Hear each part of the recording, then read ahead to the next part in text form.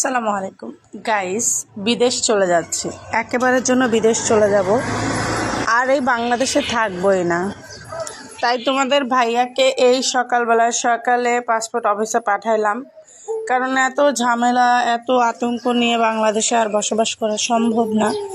তাই আমরা চলে যাচ্ছি ইউরোপ কান্ট্রিতে, সবাই আমাদের জন্য দোয়া করবা।